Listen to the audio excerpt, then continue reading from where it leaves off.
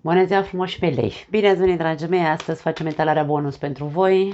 Toți cei care aveți soare, luna, ascendent sau Venus în leu, nu uitați să vedeți etalarea unde voi aveți luna, ascendentul sau Venus pentru a, nu știu, a beneficia de mai multe mesaje. De ce nu? Această etalare este de mesaje bonus de la 4 seturi de cărți în total și nu mai am altceva de zis.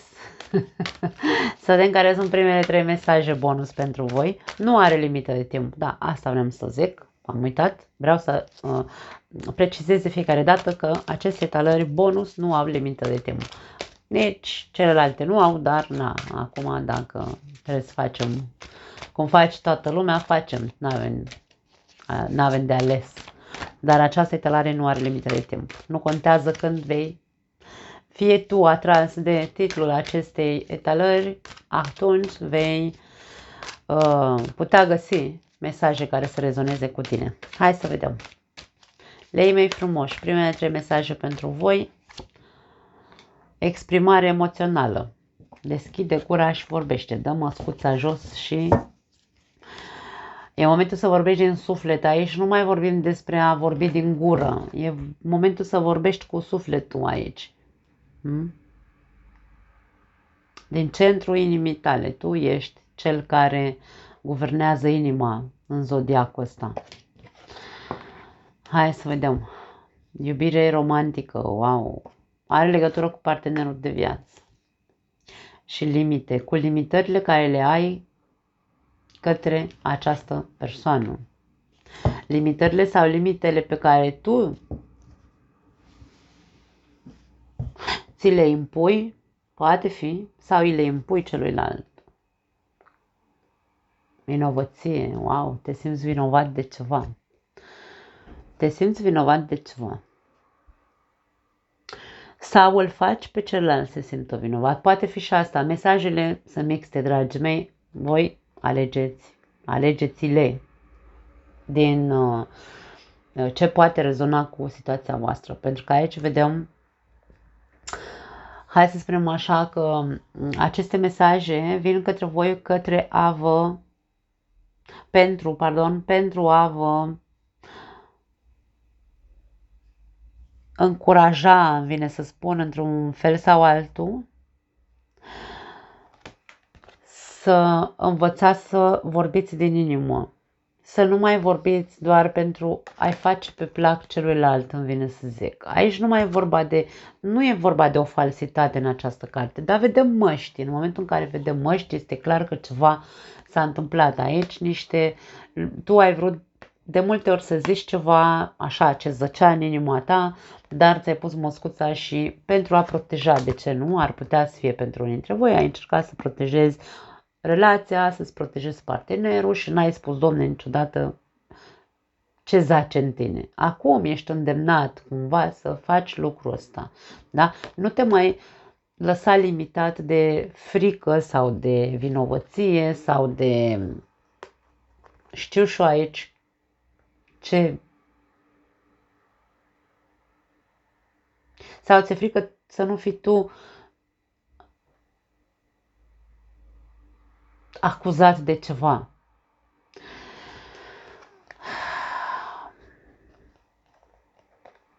Dacă tu ai ceva să-i transmiți partenerului de viață, chiar dacă e dureros, poate fi dureros pentru unii dintre voi și de aia tot încercați să mușamalizați aici situația, da? Să vă puneți măscuța și să ziceți mai cu, hai să zicem, nu cu perdea, dar mai cu căldură, într-un fel sau altul, acel ceva dureros care trebuie să-l transmiteți partenerului.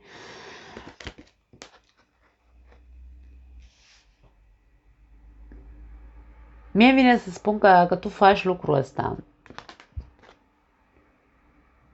celălalt nu va înțelege ce vrei tu să zici. Și după aia o să ai tu un resentiment cumva, o să ai tu o...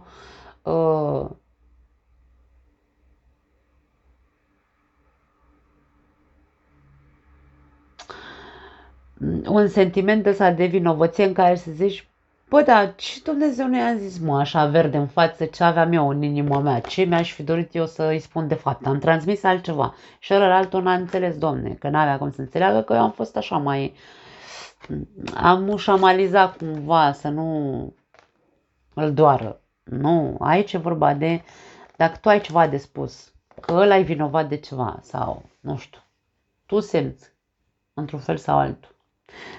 Între voi există cineva care îl acuză pe celălalt, da?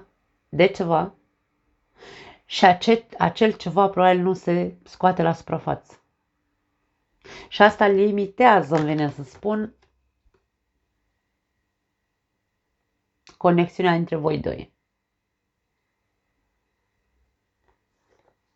Dacă tu ești cel care te simți vinovat de ceva ce ai făcut, ce știu eu, sau n-ai făcut, ai făcut sau n-ai făcut. Când vorbim despre relație, dragii mei, putem să ne simțim vinovați și pentru că avem o persoană pe care o iubim la nebunie sau ne iubește și relația este super ok, dar noi nu facem, da? Avem limite, nu facem destul de mult pentru persoana asta care ne iubește și e lângă noi și aici ne simțim vinovați de nu mai ieșim de capul nostru, da? Și încercăm doar să păstrăm un rol, da? Un rol în relația asta, rolul de a fi partenerul de viață, mie vine să spun, suprafăcându-i pe plac, nu știu, dar nu e corect în românește, știu. Aici îmi venea cuvântul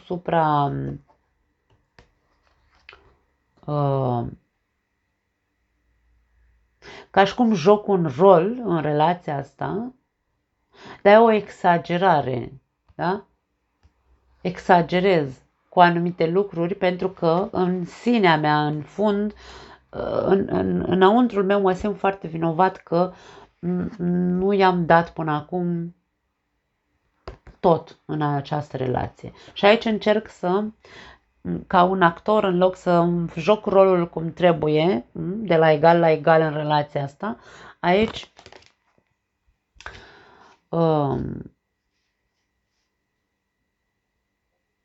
exagerez în anumite lucruri, în anumite scene între noi doi. Ori sunt foarte, foarte sufocant în perioada asta, ori nu știu, aici, eu asta simt aici, în momentul de față asta simt. Și aici este vorba despre, ok, nu mai juca niciun rol, nu este nevoie să joci un rol în momentul în care există o conexiune frumoasă între voi, nici nu are rost să te lași limitat de sentimentele de vinovăție. Nu, pur și simplu, dă măscuța jos și trăiește din suflet relația asta. Asta simt, să zic.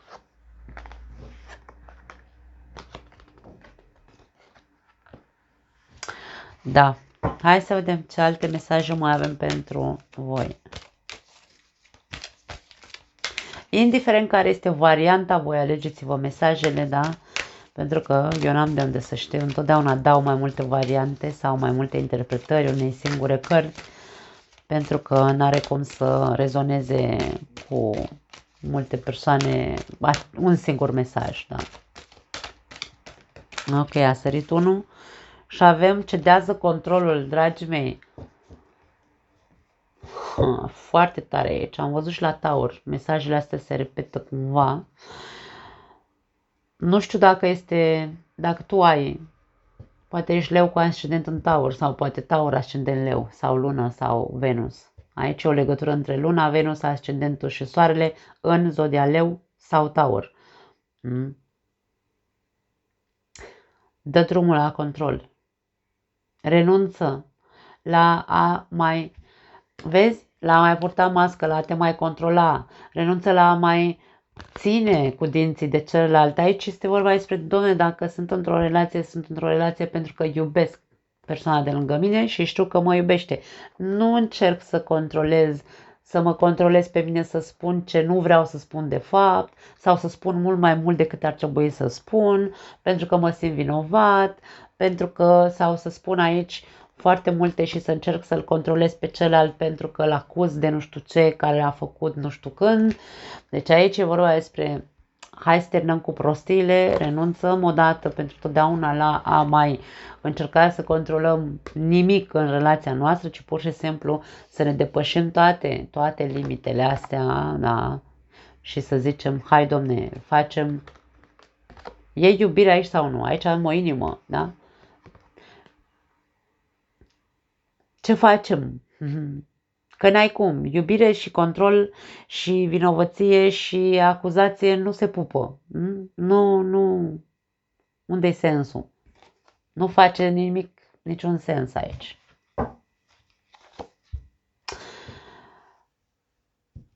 Foarte interesant mesajul ăsta. Îți zice să îți petreci ziua sau petreceți ziua alături de Dumnezeu. Aici avem o persoană care stă cumva în genunchi. Da? Nu vreau să interpretez mesajele, de data asta mă las inspirată ce vor să-mi transmită.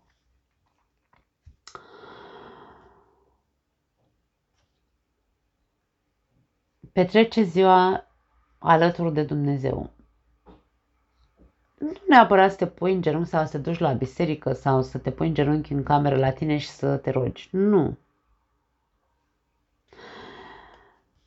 Mie vine să spun aici că ar trebui să...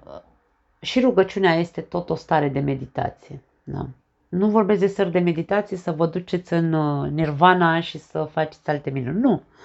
Meditație înseamnă mindfulness pentru mine este cea mai bună meditație. Când eu sunt conștient de prezentul meu.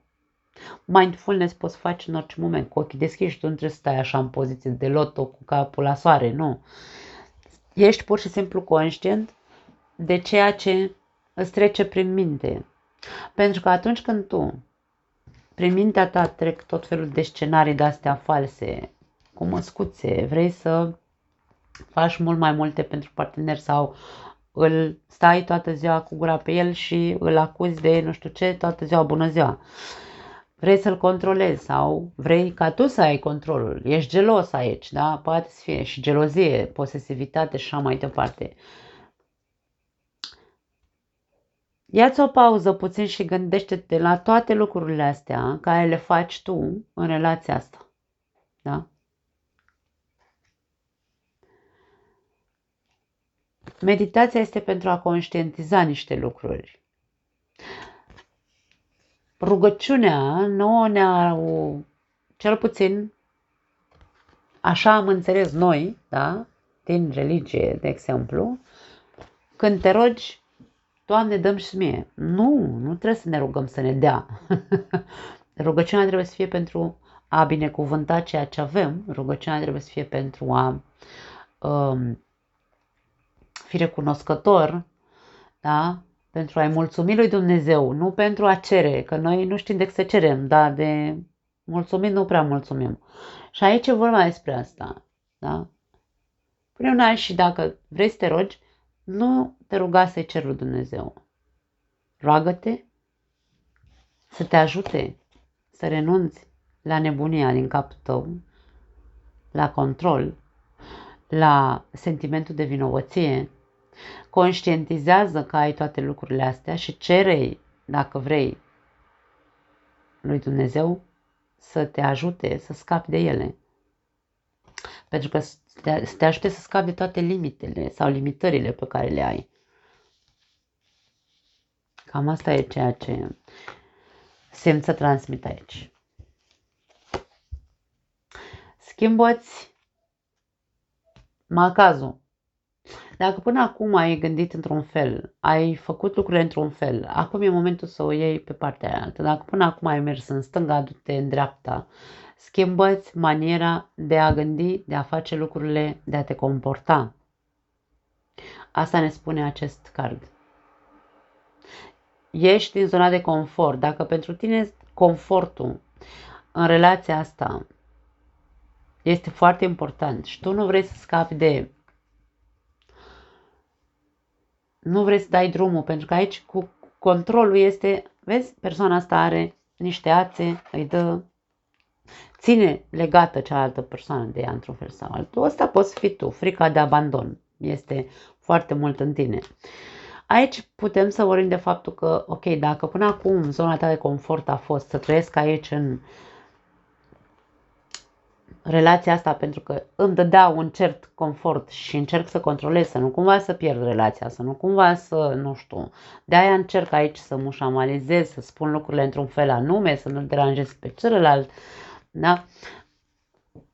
Nu mai e momentul să mai faci așa ceva. Ieși din zona de confort, fă lucruri altfel, vorbește din inimă, cum am zis la început, da?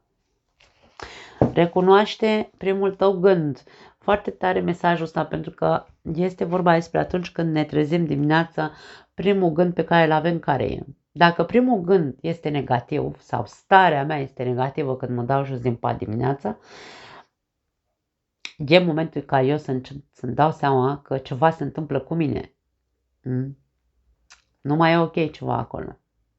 Ori în relație, ori în ceea ce eu simt pentru partenerul de viață, ori aici, voi știți care e starea voastră, care e energia cu care vă dați jos din pat.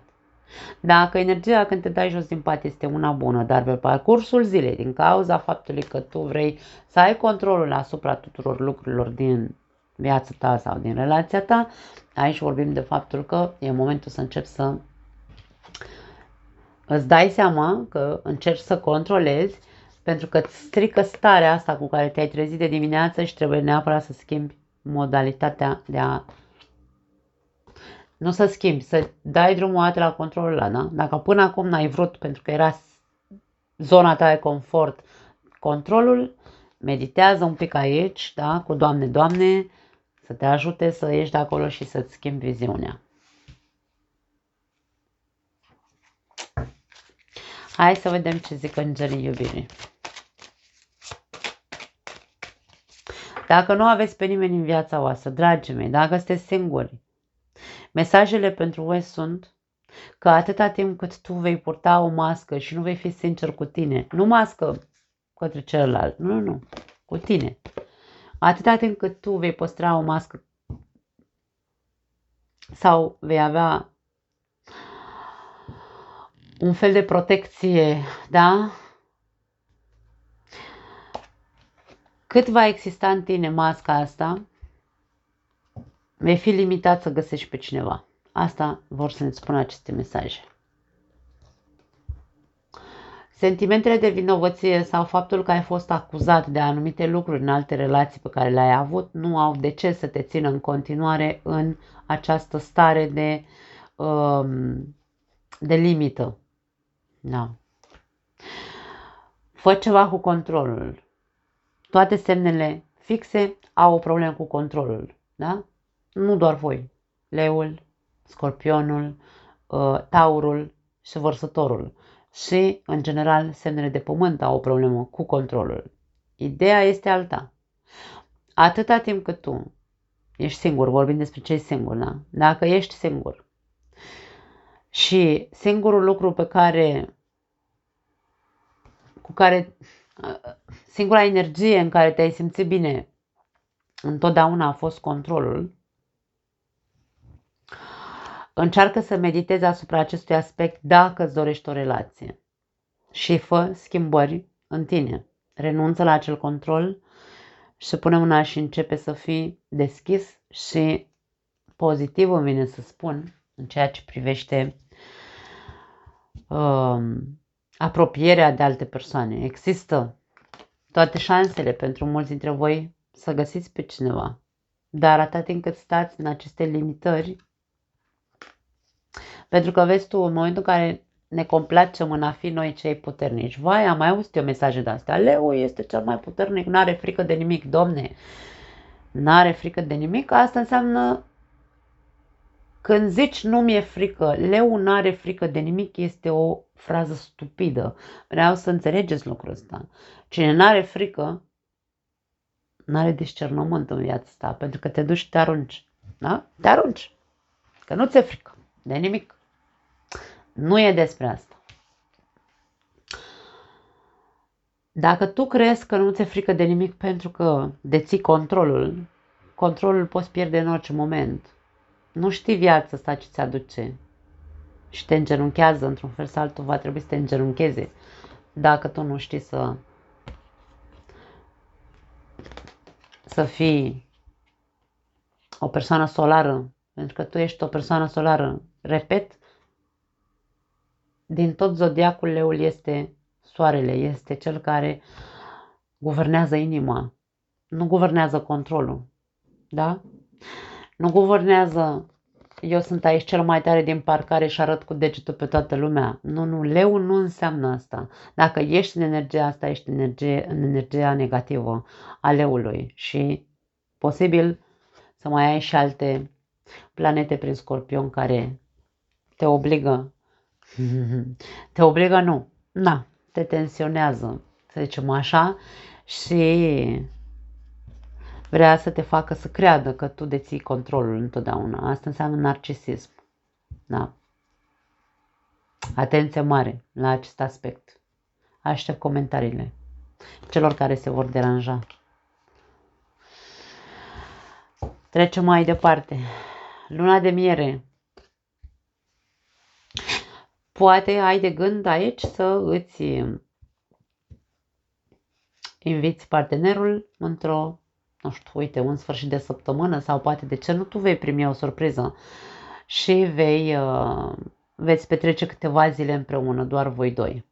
Dacă sunteți singuri, du-te tu cu tine. Am mai văzut acest aspect și cred că am zis același lucru. Du-te tu cu tine într-o mini-vacanță, dacă poți. Și mie mi-e spun, stai cu tine și meditează foarte bine aici, da? Că poate trebuie să începi să devii un pic mai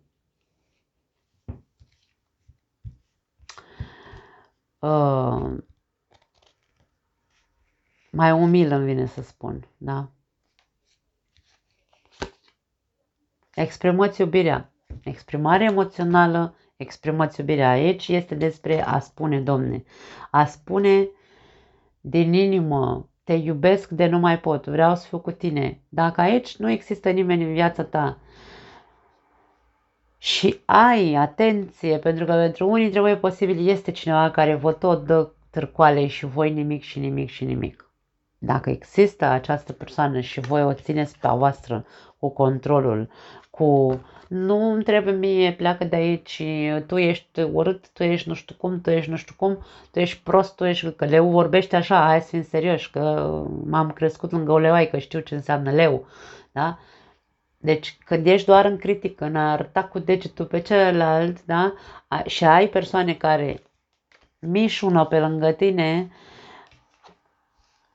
mai las capul jos un pic și tu fii un pic mai, după cum am zis, mai umil.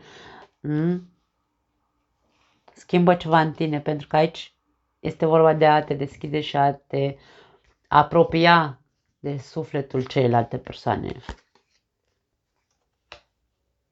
Uite aici falsitatea, uite aici masca, din nou măști aici. Dragii mei, aici vedem cum în această imagine ne spune că în această relație sau în viața ta, dacă nu vorbim de o relație, în viața ta, cineva a purtat masca trădătorului. Nu știu dacă tu ai fost cel care a trădat, dacă tu ai fost trădat, dacă ai trăit în trecut, să zicem așa, în relații în care a existat trădare și de aia tu ai ajuns să fii atât de limitat și să zici doar eu, Domne, aici controlez, dacă nu știu dacă s-a întâmplat asta. Asta ce înseamnă? Asta înseamnă că, ok, am trăit ce am trăit, ce fac de acum înainte? Nu pot să trăiesc în control toată viața mea. În control înseamnă stres. Foarte curând avem mesaj. Și îți spune să decizi exact ceea ce tu îți dorești de fapt pentru a putea ajunge la tine cât mai curând posibil acel ceva. Dacă tu ești într-o relație și îți iubești partenerul și el te iubește și aici știți, Doamne, uite, mai am momente în care nu fac ce trebuie când trebuie și așa mai departe, ce am zis la început. Nu mai încerca să faci lucruri pentru partener ca să supracompensezi într-un fel sau altul, să te duci într-o extremă în care dacă n-am făcut o săptămână, fac în 2 zile ce n-am făcut într-o săptămână.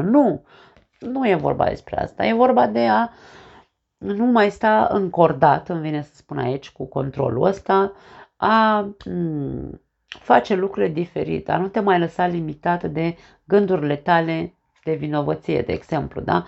Pune una și, uite, poate tu ești cel care, dacă te simți vinovat, tu ești cel care crezi că ai fost trădător în relația asta, nu mai are importanță. Pune una și decide ca această relație să funcționeze exprimându-ți iubirea. Fii tu însuți.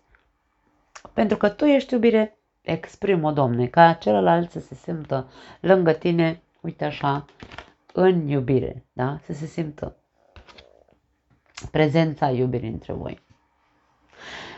Dacă sunteți singuri, decideți ce vreți, dragii mei. Dacă voi vreți control în continuare, aici n-aveți cum să găsiți relații sănătoase. Aici veți trăi doar relații de-astea de false, doar relații pasagere, doar relații cu măști și așa mai departe. Decideți ce vreți să trăiți. Dacă vreți într-adevăr o iubire cu adevărat, știți ce aveți de făcut. Controlul nu are ce să caute într-o relație. Trebuie să vă exprimați din punct de vedere emoțional, să vă deschideți. În primul rând să fiți mai umili, pentru că aici există foarte multă măreție de asta leonină, să zicem așa, da. Multă, nici nu-mi vine cuvântul acum, vanitate, da. Atenție, voi știți ce vreți. Aoleu, mă jurați aici ca toate cărțile. Da, hai să vedem. Ultimile mesaje pentru voi.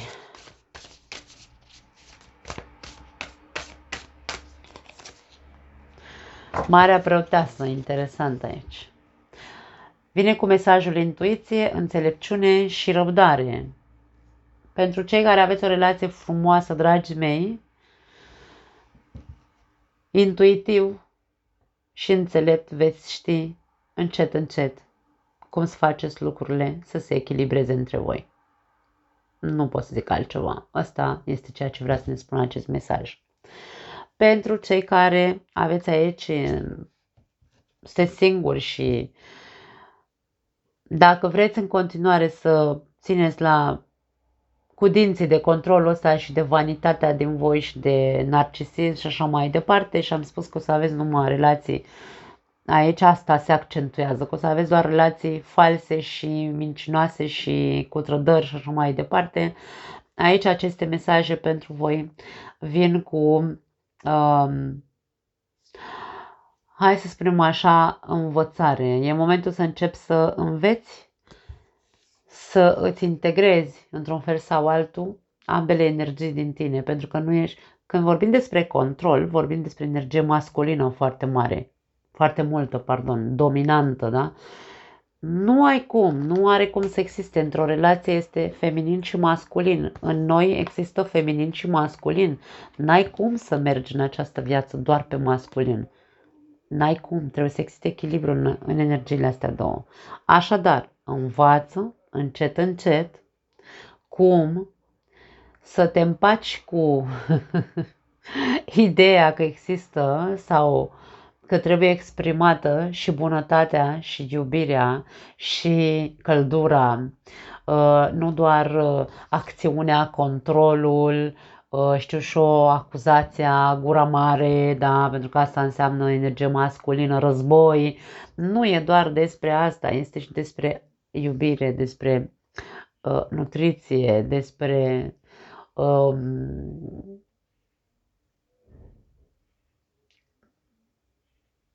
grijă, despre protecție. Este și despre asta o relație, nu e doar despre ca ăla cu cuțitul toată ziua în mână, da?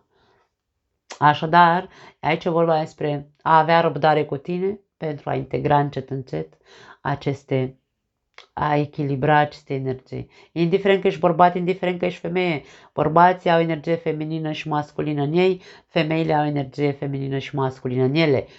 Nu știți? Căutați pe Google că aveți informații, uite așa. Mai departe, regina de aer, regina de spade, vine cu următoarele mesaje. Briliant, adică ai o minte briliantă, pentru că aici vorbim despre sabie. Sabia înseamnă gândurile noastre. Mintea ta ești foarte inteligent, adică vrea să ne spună. Experimentat și, aici zice drăguț, nu, ăsta care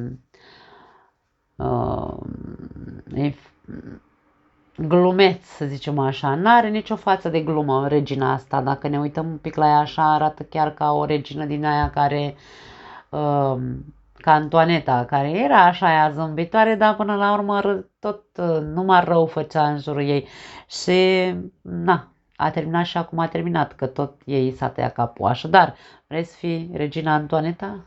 Nu știu de ce am simțit asta, uite că a venit mesajul așa. N-am vorbit de personaje istorice niciodată până acum la voi, așadar aici ne spune că într-adevăr ești o persoană foarte inteligentă. Ești o persoană care are foarte multe experiențe, dar poate ești o persoană mult prea acră în loc să fii acea persoană care îi face pe ceilalți să facă haz de necaz, îmi vine să zic, da? Pentru că acest ultim mesaj poate vorbi despre asta. Indiferent cât de strateg poți fi și de inteligent și de controlat, da? Pentru că spada și asta înseamnă control, și de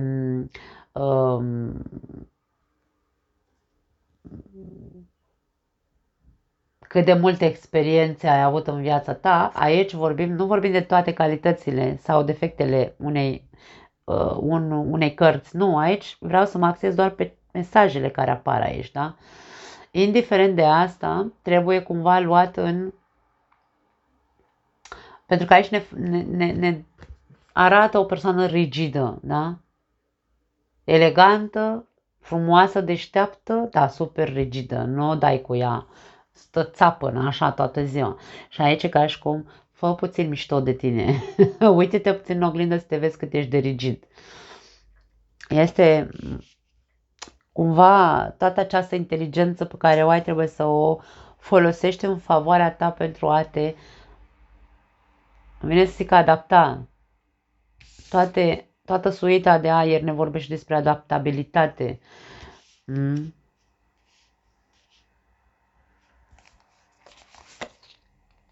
3 de aer, din nou spade aici.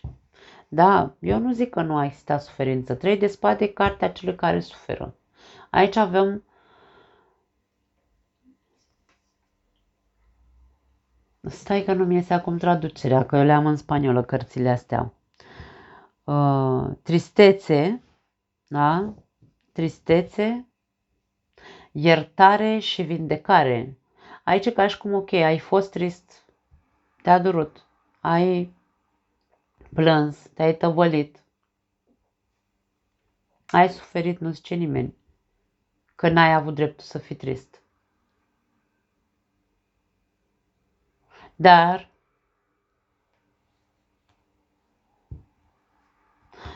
aici avem mesajul iertării. Dacă nu iertăm, sau nu neapărat că iertăm, dragii mei, că pe mine mă enervează cuvântul iertare, chiar mă enervează.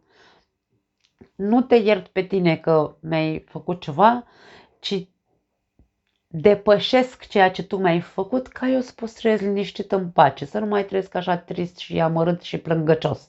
Despre asta e vorba, cu iertarea, cel puțin cum o înțeleg eu. Pe mine iertare mă enervează. Nu-mi place conotația care i s-a dat iertării, pentru că eu nu te pot ierta pe tine dacă mi-ai dat în cap pe degeaba. Nu. Dar nu mă mai gândesc la tine că mi-ai dat în cap, pentru că eu nu vreau să trăiesc sub energia aia negativă în care să stau toată ziua să mă plâng, a, uite ce mi-a făcut Xulescu că mi-a dat în cap. Nu, domne, du-te de aici, mi-ai dat, la revedere, depășesc momentul, nici nu mă mai gândesc la tine vreodată în viața mea. Asta este iertarea, să zicem așa ceva, da? să zicem cumva. Ca să ce? Ca să putem să ne vindecăm, ca noi să putem să trăim în pace și liniște, nu să trăim așa triști și persoana asta are aici, uite-te la ea. Are mâna pe ochi și plânge așa. Plânge, Doamne, Doamne, trecutul ăla ce mi-a făcut, aoleu, cât am suferit. Și are doi îngeri în jurul ei care stă cu mâinile, unul înconjoară. Aici, pe partea asta, unul are mâna pe umărul ei. Compătimire. Dacă tu doar asta vrei, să fii compătimit, atunci ai o mare problemă. Cedează controlul, adu-te la terapie. Insist, ai o problemă de vanitate. Du-te, Domne, și fă-te bine. Fă-te bine, sănătate aici, da? Vindecare, du-te și te vindecă. Pentru că ai persoane în jurul tău care te-au compătimit, care ai plâns pe umărul lor, habar n-am. Mai vrei să stai acolo? Mai vrei să stai așa în tristețe și în durere și în așa? Sau vrei să te pășești o dată momentul? Nu contează ce s-a întâmplat, nu contează dacă tu ai fost înșelat și ai stat în relația asta pentru că, nu știu, uite, ți-ai pus masca pe față și n-ai vrut tu, Domne, să îi spui celuilalt așa verde în față două vorbe așa dureroase să-l doară și pe el, da? Dacă tu ți-ai pus limite și n-ai spus lucrurile astea și încă ești în relația asta doar pentru că tu știi, doar pentru că poate poți să-l controlezi. Acum ăla e la mână și ce zice? Hai, las că te fac eu, faci tu ce zic eu de acum înainte. Dar tu, de fapt, trăiești aici în tristețe și așa, mare grijă, ești foarte inteligent. Dar nu știu dacă este cea mai bună strategie pentru tine. Pentru că rămâi în această energie de victimă, dar doar din ego. Doar din ego. Vrei tu așa să fii tot timpul centrul atenției și compătimit. Dacă asta vrei, e treaba ta. Dacă ai fost înșelat, ce mai cauți acolo, dacă nu lupți pentru relația asta cu adevărat? Acum poți să-mi zici, da, am fost înșelat, dar partenerul meu de viață acum nu știu, habar n-am, nu știu, nu pot să fac nimic cu el, că uite, suntem așa, de când m-a înșelat, relația noastră mai funcționează. Ce mai cauți acolo? Du-te, Domne, du-te. Despre asta e vorba. Dacă nu s-a pus pe picioare relația voastră, unde e intuiția ta? Unde e înțelepciunea ta? Unde e răceala? Unde e inteligența? Da? Unde sunt toate aceste lucruri? Când tu rămâi acolo în suferință. Aici se zice, schimbă macazul. Du-te, ieși din zona ta de confort. Nu poți să zic altceva. 9 de apă avem la capătul cărților, care ne vorbește despre dorințe, vise și fericire. Tu visezi aici cu ochii deschiși că într-o zi o să fiți fericiți din nou, dacă vorbim despre acest caz. Alții dintre voi visați cu ochii deschiși că o să fiți fericiți între voi, dar dacă aveți aici chestia asta cu controlul, nu știu, controlul și fericirea pentru mine nu se pupă, insist. Da? Alții dintre voi aveți vise și speranțe că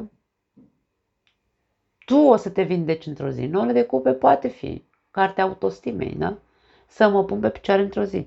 Dar cum te vei pune tu pe picioare atâta timp cât trăiești în limite, trăiești în control și trăiești în vinovăție sau în acuzație față de ceilalți? Adică aici e la mintea cocoșului, dragii mei. Eu nu mai insist să mai spun alte lucruri, că după aia chiar că mi-au hateruri de